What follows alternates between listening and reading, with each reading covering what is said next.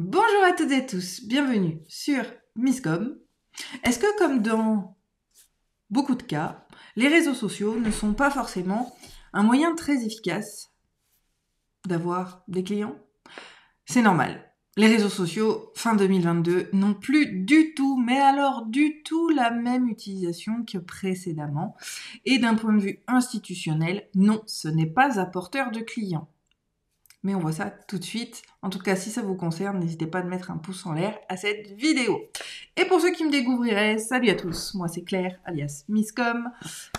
J'accompagne depuis 2010 les entrepreneurs dans leur communication et leur marketing, de la stratégie à la création des outils, en passant par la formation. Et sur Misscom, depuis 2018, mon objectif, c'est vraiment de vous faire comprendre plus facilement les aspects marketing et com qui restent indispensables pour votre entreprise et son développement.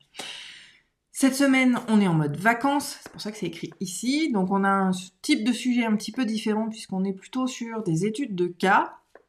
Cette semaine, je vous propose d'aborder la notion des réseaux sociaux et de partager avec vous pourquoi j'ai décidé de sortir 2 de mes clientes des réseaux sociaux. Donc, oui, vous avez bien entendu. 2 de mes clientes, je les ai sorties des réseaux sociaux. Ce qui est quand même quelque chose en soi dans le monde où tous ces gourous vous disent qu'il faut.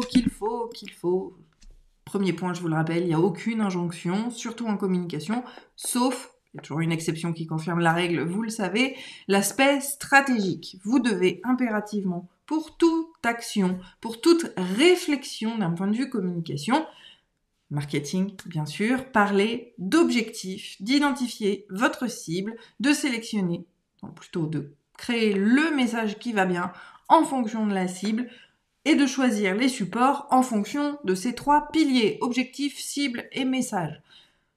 Une fois ces 3 piliers dessinés, créés, identifiés, posés, d'accord ? Le reste n'est qu'un choix, n'est qu'une sélection média. Oui, parce que les médias sociaux, comme tous les autres, sont des supports de communication, au même titre qu'une plaquette, au même titre qu'un site web, au même titre que les autres. D'ailleurs, au même titre que, tout à fait, et la comparaison est bien, le site internet est une vitrine digitale indispensable.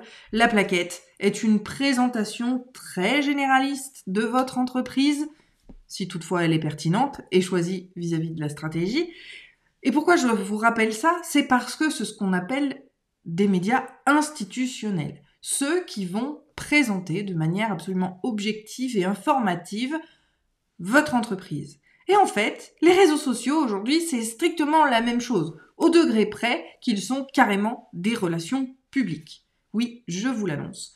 Aujourd'hui, les réseaux sociaux ne sont absolument plus les mêmes qu'il y a ne serait-ce que 2 ans. Jusqu'à il y a 2 ans, les réseaux sociaux, c'était plutôt sur l'animation, sur la création de liens. Les gens vous découvrez, notamment par le biais de votre site web, de vos vitrines, vous rejoignaient sur les réseaux sociaux s'ils avaient confiance en vous pour pouvoir suivre vos actualités. Ça, c'était l'utilisation des réseaux sociaux version web 2.0. Sauf qu'aujourd'hui, on passe au web 3.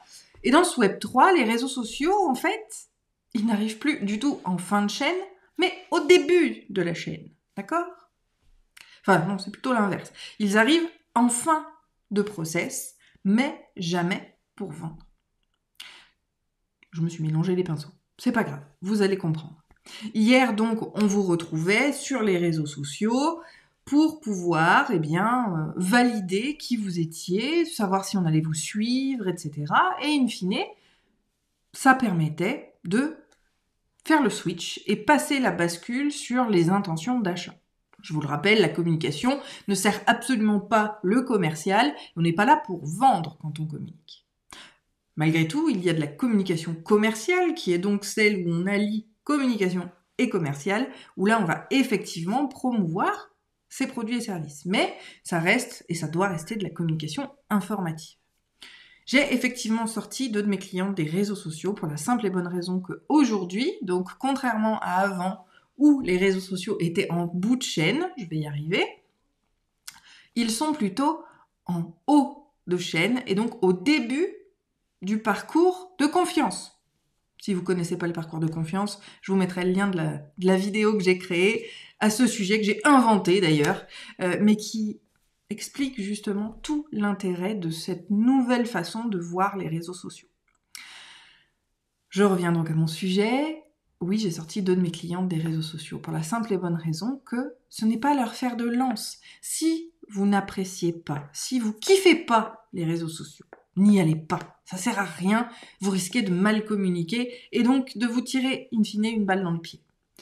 Par contre, ce que vous devez faire, oui, il y a la notion d'être présent et il y a la notion d'animer. Il faut quand même être trouvable par le commun des mortels, mais et ça on l'expliquera davantage sur le comment on fait, qu'on verra mercredi.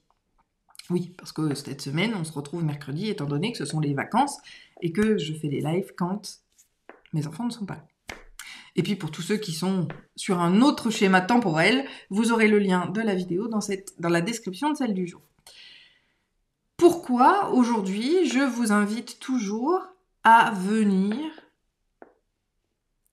trouver les réseaux sociaux sur une autre thématique? Pourquoi je mets aussi le kiff au cœur même de cette stratégie-là? C'est qu'au-delà de la stratégie qui va valider quelque part que vous êtes au bon endroit, au bon moment, auprès des bonnes personnes avec le bon message, c'est juste ça l'équation. C'est ce qui rend une communication efficace. Eh bien, il y a cette notion de facilité. Les réseaux sociaux, aujourd'hui, ça demande énormément d'investissement. Alors l'investissement n'est pas forcément financier, mais il doit être en temps, en images, en qualité d'information proposée. On doit avoir un certain investissement. Voilà, en temps et en tant que personne, parce que vous êtes la mascotte de votre entreprise en tant qu'indépendant. Cela étant dit, vous devez quand même être au bon endroit, c'est-à-dire que ces réseaux-là vont vous apporter un certain chiffre d'affaires. C'est le même principe que n'importe quelle opération de communication, support de communication. S'il vous apporte 0 client, c'est juste pas rentable et donc pas intéressant.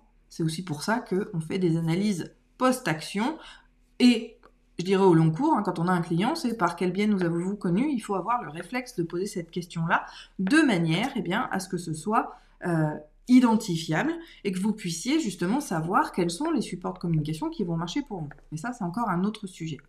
Les réseaux sociaux, comme vous l'aurez compris, sont aujourd'hui effectivement un moyen de faire connaissance avec vous, mais ne sont pas une zone où on va acheter.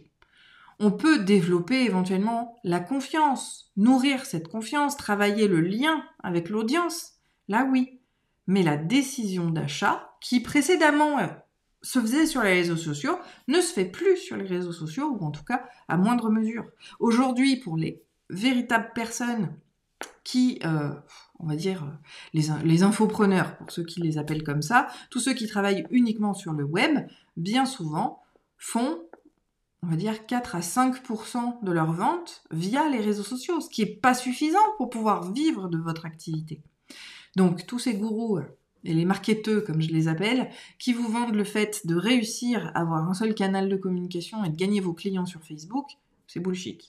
D'accord ? Ce sera pour le coup peut-être une occasion pour les dessous de Misscom de créer un nouveau podcast.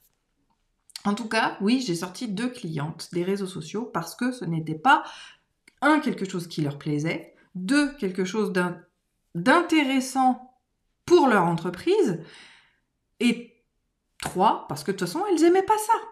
Donc, elles n'auraient pas communiqué correctement, et elles ne l'auraient pas fait de manière pérenne, c'est-à-dire continuellement dans le temps. Donc, c'est quelque chose qui risquait d'être plutôt un boulet, et voire même, comme je le dis, quelque chose qui va déprécier l'entreprise et leurs compétences, plutôt que l'inverse, qui est quand même ce que l'on recherche en communication. Donc voilà pourquoi j'ai sorti mes 2 clientes des réseaux sociaux.